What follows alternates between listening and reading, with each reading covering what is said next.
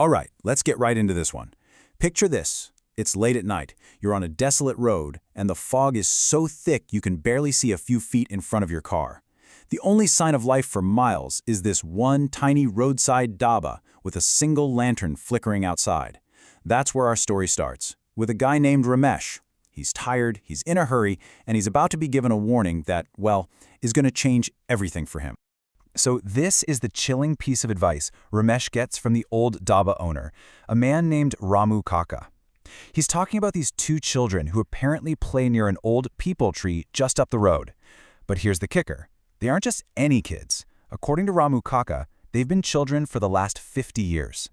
Now Ramesh, he's a city guy, right? He trusts his phone, his schedule, his GPS, way more than what he just thinks is some local superstition.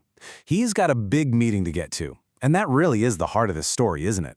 What happens when the cold, hard logic of Google Maps goes head-to-head with a 50-year-old ghost story? So let's talk about that warning. This is the moment where Ramesh, feeling confident, maybe a little arrogant, is about to make a choice that will set this entire terrifying night in motion. This slide really lays out the two worlds colliding.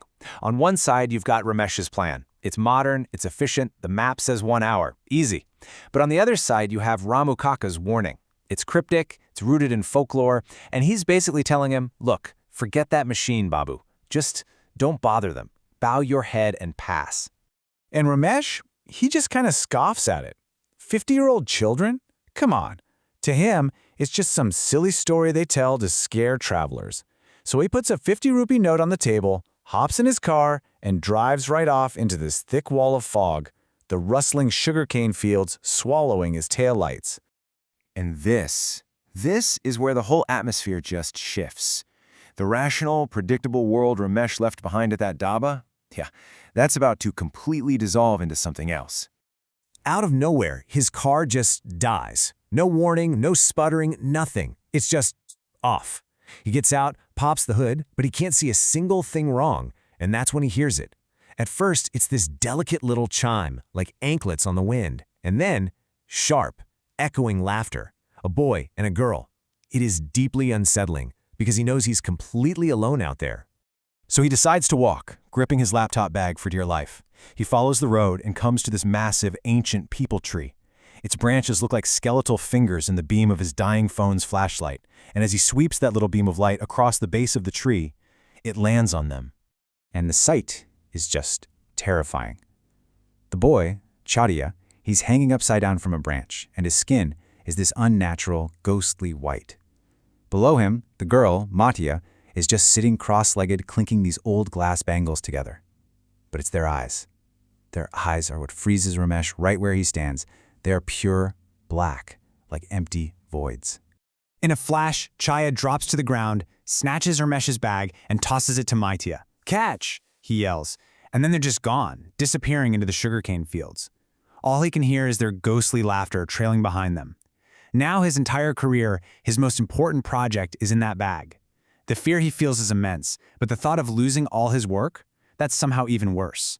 He really has no choice. He has to follow them. So this chase leads Ramesh to a place he never expected. And this is where the story pivots, It stops being just a horror story and turns into something much deeper, a really tragic mystery. See, these aren't just some evil spirits out to cause trouble. They're victims. We see their story. Back in 1970, a massive flood just tore through their village. The two kids, they clung to that very same peepal tree for dear life, screaming for their mother as the water rose around them, but she never came back. They died right there, waiting. Ramesh, he's stumbling through the sugarcane, and he finally finds them inside the ruins of an old crumbling temple. And his laptop, it's open. Its bright screen is casting this eerie glow on their faces, but they're not trying to break it. They're just captivated by it. And this is the moment that changes everything for Ramesh. He hears Matiya whisper to her brother, just full of childlike wonder, "Has he trapped the sun in a box?" Think about it. They've never seen anything like it. In that moment, he realizes they're not monsters. They're just curious kids, completely frozen in time. And just like that, all of his terror just evaporates. All he can feel is this overwhelming sadness for these two lost souls who have been waiting for their mother for 50 years. He suddenly remembers what Ramu Kaka said.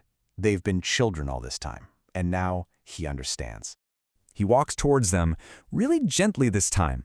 A packet of biscuits falls out of his pocket, and Matiya points right at it. So Ramesh opens it up and offers one to each of them. They hesitate for a second. I mean, ghosts don't eat, right? But that memory of hunger, that feeling, it's still there.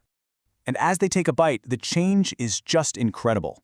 The ghostly white of their skin is replaced by this warm human glow.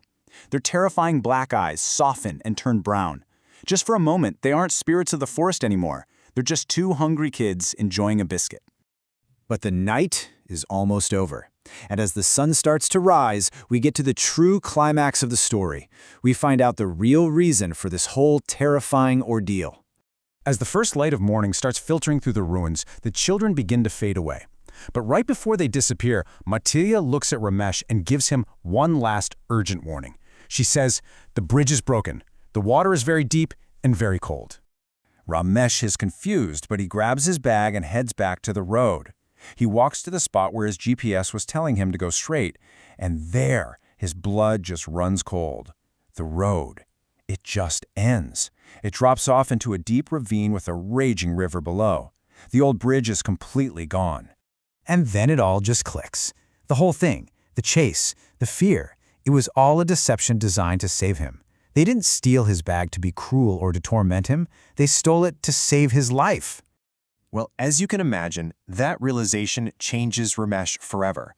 And what he decides to do next really provides a beautiful, moving end to this story. He comes back, not filled with fear, but with gratitude. He clears a little space by the roots of that ancient tree and leaves some offerings. Biscuits, for the hunger they still remembered. A small toy car for Chatiya, and a brand new set of red glass bangles for Matiya. It's his way of repaying a debt he can never really explain to anyone. As Ramesh walks away, a soft breeze rustles the leaves of the peepal tree, and on it, he can hear the faint, joyful sound of children laughing. And, get this, back at the dhaba, Ramu Kaka, the man who started this whole journey, he just offers a quiet smile before fading into thin air himself. And that really leaves us with something to think about, doesn't it? The line between something we fear and something that's actually there to protect us, well, it can be way thinner than we think. Maybe, just maybe, it's a simple act of kindness, like sharing a biscuit, that makes all the difference in the world.